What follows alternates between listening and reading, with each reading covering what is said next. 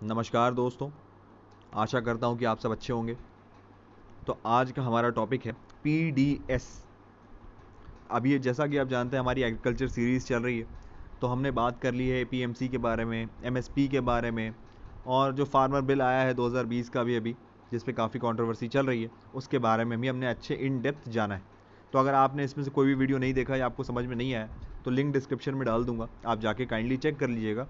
आप वो वीडियो देख लीजिएगा तो उसके बाद आपको एक कॉन्सेप्ट और अच्छे से समझ में आएगा। चलिए, तो देर नहीं करते, समझते हैं पीडीएस आखिर है क्या। देखो, तो पीडीएस का फुल फॉर्म है आपका पब्लिक डिस्ट्रीब्यूशन सिस्टम, मतलब सार्वजनिक वितरण प्रणाली। समझ गए आप? ये एक तरीके की प्रणाली है, वितरण मतलब डिस्ट्रीब्यूशन का एक तरीके की प्रणाली है। ठीक है, अब देखो ये है क्या, किस तरीके के डिस्ट्रीब्यूशन की बात हो रही है यहाँ पे। ये देखो, ये एक भारतीय फूड सिक्योरिटी सिस्टम है। फूड सिक्योरिटी के लिए इसे बनाया गया था। ये आती है ministry of consumer affairs and public food and public distribution के अंदर। देखो ये इंपॉर्टेंट है, ये आती है ministry of consumer affair food and public distribution के अंदर। इसके अंदर अंतर्गत ये जो फूड सिक्योरिटी सिस्टम है, फूड और नॉन फूड आइटम्स को भारत के गरीबों को सस्ते दामों पर दिया जाता है। समझ गए मेरी बात को? जो भारत में गरीब लोग हैं, क्योंकि आप जानते हो भारत में पॉपुलेशन बहुत ज़्यादा है, और गरीबी बिलो पॉवर्टी लाइन में भी बहुत ऐसे ज़्यादा लोग हैं जिनको एक वक्त का खाना भी नसीब नहीं होता। तो ऐसे कुछ लोगों के लिए ये सिस्टम लाया गया जिसमें खाद्य पदार्थ खाने पीने का, ताकि वो भूखे ना मर जाएं। तो सरकार मदद करती है अपने नागरिकों को, ताकि उन्हें सस्ते दामों पे या सस्ते रेटों पे खाना उपलब्ध कराया जाए। ठीक है, चलो अब देखो, ये जो पीडीएस सिस्टम है, ये जो प्रणाली है, ये अकेले भारत सरकार की नहीं है, ये एक जॉइंट रिस्पॉन्सिबिलिटी है। इसमें ये गठबंधन से चलता है, इसमें स्टेट और सेंट्रल गवर्नमेंट, ठीक है, भारत सरकार और जो राज्य सरकारें हैं, दोनों मिल के काम करती हैं। इस सामान को मिल के कैसे काम करेंगे, इस सामान को, ये जो खाद्य पदार्थ है जो हमें गरीबों तक पहुंचाना है, जो ज़रूरतमंद है भारतीय, उनके तक पहुंचाने के लिए ये दोनों मिल के सिस्टमैटिकली काम करती हैं ताकि सामान उन तक पहुंचे। चलो अब आगे जानते हैं। अब देखो ये काम कैसे करता है आखिर। देखो, जो हमारी सेंट्रल गवर्नमेंट है, ठीक है, सेंट्रल गवर्नमेंट सामान लेती है। अब देखो, बहुत ज़्यादा तादाद में ये खाद्य पदार्थ, ये जो कमोडिटीज़ हैं, चाहिए होती हैं ताकि डिस्ट्रीब्यूट हो पाए गरीब लोगों में या आम लोगों में भी होती हैं। ठीक है, उसके बारे में हम आगे बात करेंगे। तो ये कहाँ से आएगा इतना सारा खाद्य पदार्थ? तो देखो, एपीएमसी के बारे में अगर जाना होगा आपने और एमएसपी के बारे में जाना होगा, तो देखो एफसीआई, उसमें मैंने डिस्कस भी किया है। तो FCI, food corporation of India, ये जो है ये भारत सरकार ने एक कॉरपोरेशन बना दी है।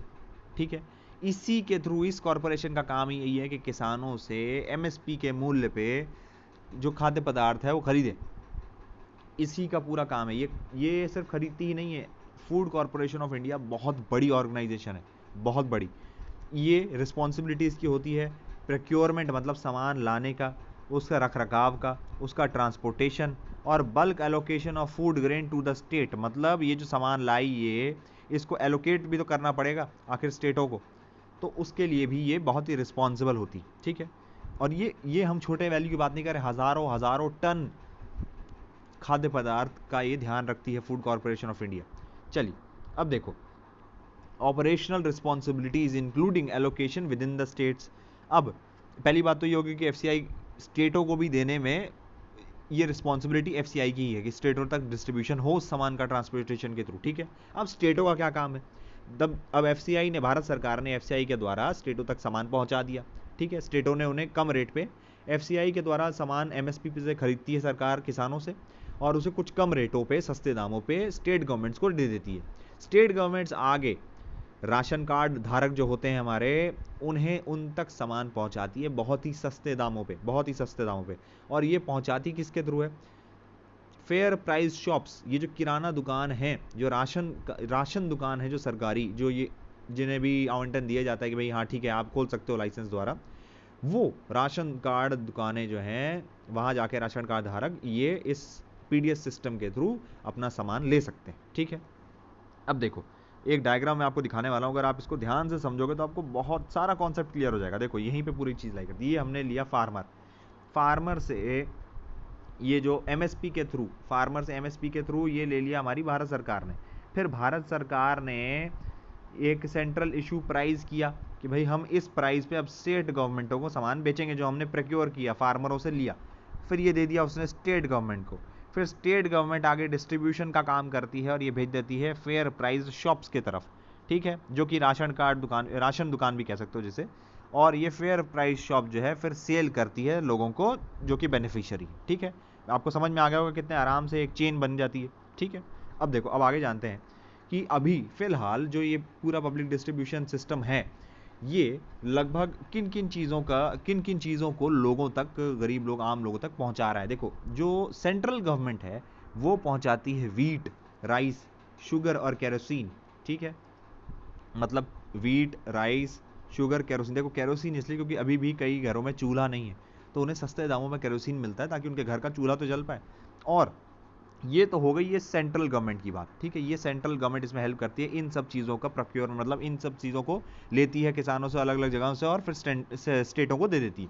अब देखो, सिर्फ इतना ही नहीं जाता लोगों तक, जाता और भी बहुत कुछ है, क्योंकि बाकी चीज़ें स्टेट गवर्नमेंट्स अपने तहत देती, ताकि उन्हें वोट भी चाहिए होते हैं, वो अपने लोगों से उन्हें वादे भी करते हैं, प्लस अच्छा भी होता है अपने अपने राज्य के लोगों को, वो उनका भला चाहते हैं, तो बहुत अच्छी चीज़ है। तो उसके अंतर्गत स्टेट अपने खर्चों पे फिर मास कंजम्पशन के लिए पीडीएस आउटलेट में और क्या क्या देते हैं। देखो भाई, दालें, इस तरीके की चीज़ें, ऑयल, जो खाद्य ऑयल होते हैं हम जो खाते हैं वो, आयोडाइज्ड सॉल्ट, नमक और मसाले, ये भी साथ में उस डिस्ट्रीब्यूशन नेटवर्क में ऐड करते हैं, ये स्टेट ऐड करते हैं, और ये ऐड करती थी सेंटर, समझ गए। चलो, अब देखो जो 2011, अब हम ये बात करते हैं कि लगभग लगभग जो फेयर प्राइस शॉप, ये जो राशन दुकान की बात हम कर रहे हैं, ये हैं कितने आखिर अभी तक। तो 2011 का हमारा एक सेंसस है, हालांकि डाटा थोड़ा पुराना है, पर फिर भी जो अभी डाटा अवेलेबल है उसी के हिसाब से चलते हैं। तो देखो, ये जो फेयर प्राइस शॉप्स हैं, लगभग 5,05,878 ये राशन दुकान हमारे यहाँ हैं, ये सरकारी लाइसेंस, जो राशन कार्ड धारकों को सामान देती, ठीक है। और जो बिलो पॉवर्टी लाइन है, ये देखो बिलो पॉवर्टी लाइन जो लोग, देखो राशन कार्ड जो मिलता है दो बेसिस पे मिलता है, एक होता है अबव पॉवर्टी लाइन वाला, एक होता है बिलो पॉवर्टी लाइन, मतलब जो गरीबी रेखा से भी नीचे हैं वो आते हैं बिलो पॉवर्टी लाइन में, और जो गरीबी रेखा के थोड़ा ऊपर हैं वो आते हैं अबव पॉवर्टी लाइन में, ठीक है। भारत में बिलो पॉवर्टी लाइन में आज भी करोड़ों लोग हैं, ये बात समझ लो, ठीक है। तो इन्हें इन्हें जो सामान है वो दिया जाता है जो पब्लिक डिस्ट्रीब्यूशन सिस्टम के थ्रू, वो लगभग ये एलिजिबल होते हैं 35 किलो राइस और वीट हर महीने, ठीक है। पर जो अबव पॉवर्टी लाइन में लोग हैं उन्हें दिया जाता है, जो वो एलिजिबल होते हैं 15 kilo food grain monthly basis पे, ठीक है। तो जो बिलो पॉवर्टी लाइन उन्हें 35 किलो दिया जाता है महीने का, और जो अबव पॉवर्टी लाइन में 15 किलो दिया जाता है, ठीक है। आसानी से आप समझ गए होंगे। अब देखो, ये तो हमने बात कर ली भाई कैसे ये सिस्टम काम करता है, लगभग 5 लाख ये दुकानें हैं भारत में, पूरे भारतवर्ष में। अब ये जो सिस्टम है ये बहुत पुराना है, देखो इसके इतिहास में जाओ, हर चीज़ का इतिहास जब आप जानते हो या जानोगे तो आपको बहुत मज़ा भी आएगा, और आपको पूरा का पूरी चीज़ क्लियर हो जाएगी कि उसकी शुरुआत कैसे हुई, ओरिजिन जानना बहुत ज़रूरी है। देखो, अब इसका इवोल्यूशन, ये जो पीडीएस सिस्टम है पूरा, ये कहाँ से शुरू हुआ। ये बहुत पुराना कॉन्सेप्ट है, ब्रिटिश टाइम का कॉन्सेप्ट है। लगभग जब ब्रिटिश टाइम सरकारों में जब फेमिन आ जाते थे, मतलब अकाल पड़ जाता था, और वार चल रही थी, आपको पता ही है ब्रिटिश इधर उधर वॉर कर रहे थे, वर्ल्ड वॉर 2 की बात है बहुत, तो खाद्य पदार्थ की कमी बहुत ज़्यादा होती थी। और मैं आपको बताऊं एक बात कि भारत में पहले हमारे इतिहास में खाने पीने की बहुत कमी थी, क्योंकि ब्रिटिशर्स ने इतना लूट लिया था हमारे किसानों को कि वो ढंग से ठीक से पैदावार कर नहीं पाते थे, और पॉपुलेशन बढ़ती जा रही थी। तो गरीबी और महामारी, भुखमरी और ये अकाल पड़ना बहुत आम बात हो गई थी, लोगों के पास खाने का सामान ही नहीं बचता था। आपको पता ही होगा बंगाल फेमिन के बारे में, हम कभी इस बारे में बात करेंगे, वो भी काफ़ी इंपॉर्टेंट और काफ़ी दयनीय टॉपिक है। तो देखो, उस टाइम क्योंकि अब जनता तक सामान तो पहुंचाना था, महंगा बहुत हो चुका था और सामान की कमी बहुत ज़्यादा हो गई थी ब्रिटिश टाइम में, तो उस टाइम ये सिस्टम लाई थी ब्रिटिश सरकार, ताकि एटलीस्ट एक लिमिटेड सरकारी लिमिट के द्वारा और सरकारी नियमों के तहत हर घर तक कुछ खाने पीने का सामान पहुंच, ऐसा ना हो कि भाई अमीर सारा ले ले और गरीबों तक कुछ पहुंचे ही ना। इसलिए राशन दुकानें या इस तरीके की दुकानों का निर्माण किया गया था, ताकि हर घर तक खाना पहुंच पाए, भुखमरी बिल्कुल इतनी ना बढ़ जाए कि सब सब खत्म ही हो जाए, समझ रहे हो मेरी बात।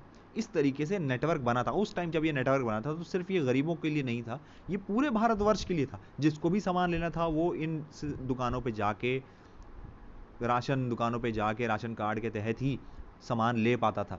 और उस टाइम उतनी ज़्यादा दिक्कतें थी कि हम आधे से ज़्यादा सामान बाहर से मंगवाते थे, हमारे पास पूरा ही नहीं, पर्याप्त सामान हम उगा ही नहीं पाते थे। देखो इतनी इतनी ज़्यादा दिक्कतें थी। चलो अब आगे बढ़ते हैं।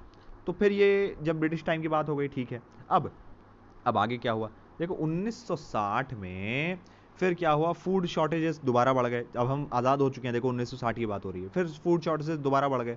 तो 1960 में फिर हमारी जो सरकार थी उसने सेटअप किया एग्रीकल्चर प्राइस कमीशन, ठीक है। और FCI, ये जो फूड कॉरपोरेशन ऑफ इंडिया, जो काफ़ी इंपॉर्टेंट है ऑर्गेनाइजेशन भारत के लिए, ये 1960 में फिर सरकार ने बनाई, ठीक है, एग्रीकल्चर प्राइस कमीशन और FCI, ठीक है। चलो देखते हैं आगे।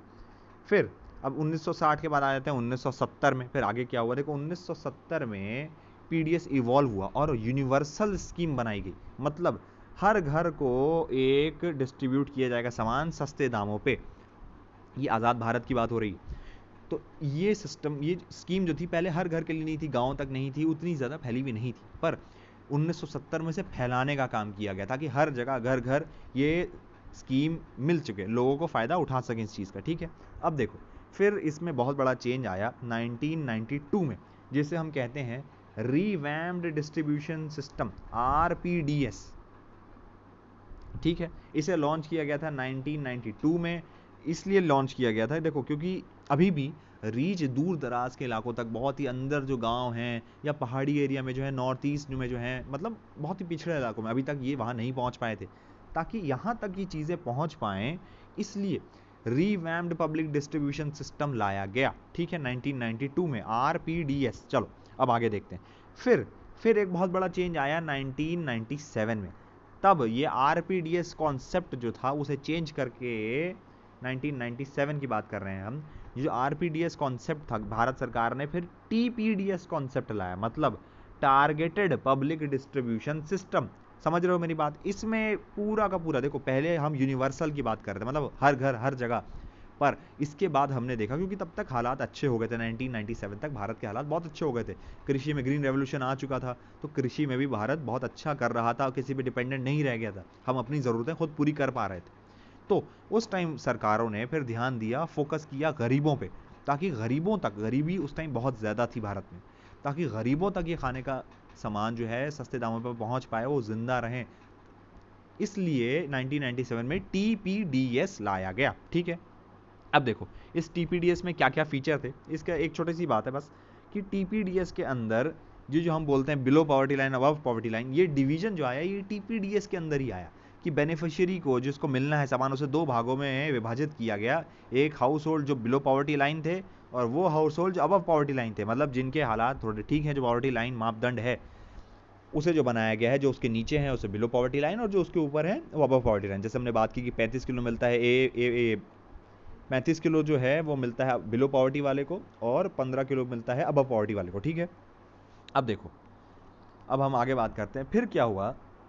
जो नेशनल सैंपल सर्वे है, ये होता है ना, NSSO जो विभाग है, ये नेशनल सैंपल सर्वे निकालता है। इसने सर्वे किया और ये पाया कि भारत की 5% पॉपुलेशन जो है, अभी भी 5% पॉपुलेशन भारत की अभी भी सोती है, तो उसको एक दिन का खाना नहीं मिलता, मतलब पूरे दिन वो भूखे सोती है रात में, और ये बहुत बड़ी चीज़ है, भारत में आज भी भुखमरी बहुत ज़्यादा है।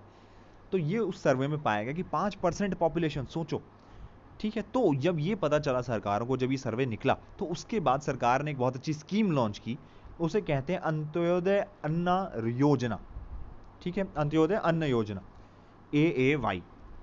ये 2000 में लॉन्च की गई, ठीक है, 2000 में लॉन्च की गई दिसंबर में। इसका एम यही था, इसका एक एम था, देखो ये TPDS, targeted public distribution system, ठीक है, उसके अंदर ये अंत्योदय अन्न योजना लॉन्च की गई। इसका एम ये था कि 1 करोड़ गरीबों लोगों को, जो बिल्कुल गरीब हैं, गरीब में भी गरीब, उन तक ये खाद्य पदार्थ, ये खाने पीने की सामग्री पहुंचाई जाए, ठीक है। अब देखो, अब इस चीज़ में अभी तक, अब ये जो हम बात की हमने 2000 के बारे में, है ना, अभी तक ये जो सिस्टम था, PDS था, ये कहीं भी सरकार के ऊपर प्रतिबाध्य नहीं था, सरकार प्रतिबाध्य नहीं थी, ये अपने लोगों के भलाई के लिए वो काम कर रही है, ठीक है, अच्छी बात है, पर ये सरकार पे फाउंडेशन नहीं था कि उसे करना है ज़रूरी ही, अगर वो नहीं करेगी तो उसके खिलाफ कोई कार्रवाई होगी, या वो उस चीज़ से बंधी नहीं थी। समझ रहे हो मेरी बात को? तो डॉक्टर मनमोहन सिंह जी जो थे, जो हमारे फॉर्मर PM रहे हैं, 2013 में उन्होंने बहुत ही बढ़िया काम किया, जो मुझे अपना लगता है। उन्होंने एक्ट पास कर दिया कि भाई उन्होंने सरकारी नियम बना दिया कि नेशनल फूड सिक्योरिटी एक्ट 2013, देखो ये बहुत इंपॉर्टेंट है, नेशनल फूड सिक्योरिटी एक्ट 2013 वो लाए थे, ठीक है। इस एक्ट के अंतर्गत इसे लीगल कर दिया गया, जैसे राइट टू स्पीच होता है, राइट टू फंडामेंटल राइट्स, उस तरीके से एक राइट बना दिया गया, राइट टू फूड, मतलब हर घर में हर भारतीय नागरिक को खाने की, उसका खाना उसका हक है, food is a right, basic right है। ये नेशनल फूड सिक्योरिटी एक्ट 2013 में उन्होंने ला दिया था, और इसलिए पीडीएस सिस्टम जो है अब भारत सरकार के लिए अनिवार्य है, वो चाहे या ना चाहे उसे छोड़ नहीं सकती, उसे ये देना ही पड़ेगा भारतीय नागरिकों को। और ये उन्होंने बहुत अच्छा काम किया था, ये गरीब लोगों के लिए एक बहुत ही बड़ी चीज़ थी जो कई लोगों को आज भी पता नहीं। चलो ये तो हमने देख लिया, अब हम आगे बात करते हैं। अब देखो आपके पास ये एक टेबल आ रहा होगा, इसमें आपको जो मैंने अब आपको समझाया यही बताया गया कि 1940 में ये स्कीम लाई गई पीडीएस के नाम से, जो ब्रिटिशर लाए थे। फिर 1997 में देखो 1997 में ये टीपीडीएस आई, फिर 2000 में अन्य योजना आई, फिर ये जो आपका है पीडीए कंट्रोल ऑर्डर आया एक 2001 में। ये उतना इंपॉर्टेंट नहीं है इसलिए मैं आपको समझा नहीं रहा हूँ, नहीं तो टॉपिक बहुत बड़ा हो जाएगा, फिर आप कंफ्यूज भी हो जाओगे। फिर 2013 देखो ये इंपॉर्टेंट है, ये याद रख लेना, नेशनल फूड सिक्योरिटी एक्ट 2013 में आया, देखो ठीक है। अब हम बात करते हैं कि भाई जो ये जो पब्लिक डिस्ट्रीब्यूशन सिस्टम है ये क्यों इंपॉर्टेंट, कुछ टिपिकल पॉइंट, वैसे तो मैंने आपको समझा दिया, पर देखो कुछ टिपिकल पॉइंट्स याद रहते हैं तो अच्छा रहता है। देखो पहला टॉपिक ये है, या पहला पॉइंट ये है कि इंश्योरिंग, ये इंश्योर करता है food and national security of the nation. भाई देखो ये फूड मतलब खाने पीने की और nutritional security of the nation को ये मतलब सिक्योर कर देता है, ये हर घर में खाना हो, भुखमरी ना हो देश में, ये इस चीज़ का बहुत ध्यान रखता है। दूसरी बात, ये पीडीएस सिस्टम जो है, ये जो खाने पीने के सामान के प्राइजेज हैं, ये इन्फ्लेशन को कंट्रोल में रखता है, क्योंकि ख़रीद करती है सरकार एक बहुत बड़े दामों पे एफसीआई, तो ये पूरा कंट्रोल्ड ऑर्डर मैकेनिज्म बन जाता है। इसी की वजह से एक स्टेबिलिटी बन जाती है पूरे के पूरे मार्केट में, खाने पीने की सामग्री बहुत ज़्यादा ऊपर या महंगी नहीं हो सकती, ठीक है। और देखो इससे एक और चीज़ हुई, redistribution of grains by supplying food from surplus region of the country to deficit region. देखो ये बहुत ही इंपॉर्टेंट चीज़ है, पूरे भारत में हर जगह किसानी खेती पे पैदावार एक जैसी नहीं होती। महाराष्ट्र के कुछ हिस्सों में कई बार अकाल पड़ता है, हर साल हम सुनते हैं। कई जगह पंजाब हरियाणा में बहुत ज़्यादा खाद्य पदार्थ, बहुत ज़्यादा वीट राइस उगाया जाता है, ये बहुत ज़्यादा आगे हैं बहुत मॉडर्न टेक्नोलॉजी में। तो ये पीडीएस नेटवर्क जो है, इसके थ्रू सरकार ये भी ध्यान रखती है कि पूरे भारत में अगर कहीं सप्लाई बहुत ज़्यादा है और सरप्लस है, जैसे पंजाब मान लो फॉर एन एग्जाम्पल, तो वहाँ से उठा के सामान ऐसे राज्यों तक पहुँचाया जा सके जहाँ लोगों के पास नहीं है, जो पीछे हैं, जैसे झारखंड हो गया, छत्तीसगढ़ हो गया, महाराष्ट्र की कुछ जगह हो गई जहाँ पे अकाल पड़ जाते हैं, ताकि वहाँ तक लोग भूखमरी से ना मर जाएं। तो ये एक बैलेंस क्रिएट करने का बहुत बड़ा काम करता है, ठीक है। चलो अब देखो ये आपने देखा कि भाई इस तरीके की ये राशन दुकानें होती हैं और बहुत ज़्यादा अभी भी बहुत ज़्यादा फ़र्क पड़ता है इनसे भारतीय, ये जो सिस्टम है इससे करोड़ों लोग जुड़े हैं और ये उनकी रोज़मर्रा को बहुत ज़्यादा संभालता है, ये उन्हें बचाए हुए, उन्हें प्रोटेक्ट किए हुए। तो ये टॉपिक बहुत इंपॉर्टेंट इसीलिए बन जाता है, आप समझ गए। अब देखो अभी हाल फिलहाल में ये जो पीडीएस नेटवर्क है या जो पीडीएस सिस्टम है, इसमें कुछ 3 चीज़ें अच्छी जुड़ी हैं। तो देखो एक तो पहली बात ये, जब मोदी जी आए तो उन्होंने एक बहुत अच्छा काम किया कि उन्होंने ये जो पीडीएस सिस्टम था पब्लिक डिस्ट्रीब्यूशन, इसको आधार कार्ड से जोड़ दिया ताकि एक आइडेंटिफाई हो जाए। पहले देखो पीडीएस सिस्टम जो था इसमें बहुत सारी दिक्कतें भी थी, क्योंकि जो बीच के ये जो फेयर प्राइस शॉप्स थे या जो बीच के एफसीआई के लोग थे, ये राशन गायब कर देते थे या अलग से बेच देते थे, लोगों तक ठीक से नहीं पहुंच पाता था, ठीक है। दूसरी बात ये कि भाई लोगों को कई बार नकली राशन कार्ड बन जाते थे, तो असली लोगों तक तो ये पहुंच ही नहीं पाता था जो बहुत ज़रूरतमंद है, और जो ज़रूरतमंद नहीं है वो ये सामान लेके चल देते थे। ऐसे करके एक सिस्टमैटिक ऑर्डर थोड़ा बिगड़ गया था। हालांकि अब वो बहुत अच्छा हो चुका है, मॉडर्नाइजेशन पीडीएस नेटवर्क में आ चुका है, तो काफ़ी हद तक वो सारी दिक्कतें दूर हो चुकी हैं, ठीक है। पर ये जब राशन कार्ड आया तो इससे एक बहुत अच्छी, राशन कार्ड के साथ जब आधार कार्ड जोड़ दिया गया तो एक बहुत अच्छी चीज़ हुई, ताकि आइडेंटिटी उस आदमी की वो कौन है, उसकी क्या इनकम है, जैसे आप जानते हैं आधार कार्ड की जो भी फैसिलिटीज़ हैं, जो भी उसके फीचर हैं, वो जुड़ गए। तो ये एक ही आदमी के 2-3 राशन कार्ड नहीं बन पाए, और ये एक बहुत ही अच्छी चीज़ हुई। देखो फिर दूसरी चीज़ ये है कि कंप्यूटराइजेशन आया। उससे पहले वही बाई खाते चलते थे, खातों पे जो भी होता था लेखा जोखा होता रहा, इसने इतना लिया, ये तो उसमें हेरा फेरी धांधलेबाजी हो जाती थी। पर अब कंप्यूटराइज्ड हो चुका है पूरा नेटवर्क। अगर आप जाएंगे, अभी कई राज्यों में अभी स्मार्ट कार्ड सिस्टम आ गया है। हर लोगों को जिनके पास राशन कार्ड है उन्हें एक स्मार्ट कार्ड दिया जाता है, तो उनके महीने का खाता उसमें आता है। आप जाइएगा, स्मार्ट कार्ड दीजिएगा उस शॉपकीपर को, वो उसे स्कैन करेगा या निकाल लेगा और आपके खाते में से आपका राशन कट जाएगा उस महीने का, या जैसे भी है वो। कई जगह कंप्यूटराइज नेटवर्क है भाई, आएगा वो राशन दर्ज कर देगा कि आपने इतना सामान ले लिया है। प्लस कंप्यूटराइजेशन इस तौर पे भी आया कि एफसीआई ने कितना सामान किन किन स्टेटों को भेजा, उन स्टेटों ने आगे कितना कितना सामान कितने कितने फेयर प्राइस दुकानों को भेजा, और उन दुकानों ने आगे कितने लोगों तक पहुंचाया वो सामान। और ऐसा तो नहीं हुआ कि उन्होंने बीच में से वो सामान निकाल लिया। ये सब कंप्यूटराइजेशन की वजह से बहुत कम हो गई है धांधलेबाजी, क्योंकि हर चीज़ कंप्यूटर में जुड़ी है। और मैं इसमें आपको एक चीज़ बताना चाहूँगा, कंप्यूटराइजेशन के चीज़ में मैं एक स्टेट की बहुत मेंशन करता हूँ, छत्तीसगढ़ ने इसमें बहुत अच्छा काम किया है। देखो, हालांकि कंप्यूटराइजेशन हर जगह आया है, अब हर राज्य में मॉडर्नाइजेशन आ रहा है, ठीक है, पर छत्तीसगढ़ ने इसमें बहुत ज़्यादा ध्यान दिया। इनका पीडीएस नेटवर्क बहुत अच्छा है, पूरा कंप्यूटराइज्ड है, हर चीज़ कंप्यूटर से चलती है। प्लस इन्होंने जीपीएस की भी मदद ली। जब एफसीआई के गोदाउन से सामान आता है ट्रकों में, तो उन्हें भी जीपीएस से ट्रैक किया जाता है, ताकि कहीं भी कोई भी धांधलेबाजी घपलेबाजी ना हो। यहाँ तक कि एसएमएस सर्विस भी शुरू की गई, ताकि फेयर प्राइस दुकानों में सामान आ गया है इसकी जानकारी उनके जो लोग हैं, जो कस्टमर हैं, जो राशन कार्ड धारक है, उन तक पहुँच पाए। तो ये सिस्टम इनका बहुत अच्छा है। और ये चीज़, क्योंकि छत्तीसगढ़ एक पीछे का राज्य है, उतना एडवांस्ड नहीं है, पर इसने अपने पीडीएस नेटवर्क को बहुत अच्छा किया है, तो हमें ये चीज़ जाननी चाहिए। और दूसरी बात ये कि अभी अभी इस पे काम चल रहा है, one nation one ration card, ये तो मोदी जी स्कीम लाए हैं, ये भी बहुत अच्छी है। देखो, अभी तक क्या था कि अभी तक जैसे मान लो एक कोई लेबर है, उसका राशन कार्ड बना हुआ है बिहार का, पर वो जाके काम कर रहा है दिल्ली में, तो जो उसे सुविधाएं हैं, जो राशन उसको मिलना था हर महीने का, वो नहीं मिल पाता है, क्योंकि वो तो बिहार में है ही नहीं, और उसे मिल सकता है सिर्फ वो बिहार की दुकान से। तो अब one nation one ration card से ये होगा कि भाई आपके पास अगर राशन कार्ड है, तो आप किसी भी स्टेट के उस राशन दुकान, मतलब फेयर प्राइस शॉप में जाके अपने महीने का राशन ले सकते हैं। और ये बहुत अच्छी चीज़ है। इससे होगा ये कि अगर वो दिल्ली में काम कर रहा है, तो वो अपना राशन कार्ड दिल्ली में दिखाएगा और वहाँ उसे राशन मिल जाएगा। ज़रूरी नहीं है कि वो बिहार में ही, भले ही वो बिहार का राशन कार्ड हो, कहीं का भी हो, one nation one ration card की पॉलिसी आ जाएगी। कुछ स्टेटों ने अभी इसे इम्प्लीमेंट कर दिया है, कुछ का इम्प्लीमेंटेशन बचा है, पर हम उम्मीद करते हैं कि आने वाले टाइम में बहुत जल्दी इम्प्लीमेंट हो जाएगा। और ये मुझे, मेरे पर्सनल व्यूज़ के हिसाब से अच्छी पॉलिसी है, बहुत ही मदद करेगी लोगों को। तो ये था हमारा आज का टॉपिक, हमने जाना कि कैसे ये चीज़ें काम करती हैं। तो अब हम आपसे मिलेंगे अगले वीडियो में एक अगले टॉपिक के साथ। अगर आपको कुछ भी ना समझ में आया हो, कोई भी दिक्कत हो, तो नीचे कमेंट सेक्शन में जाके बिल्कुल लिख दीजिएगा, और लाइक शेयर सब्सक्राइब करना बिल्कुल मत भूलिएगा। Thank you so much, take care.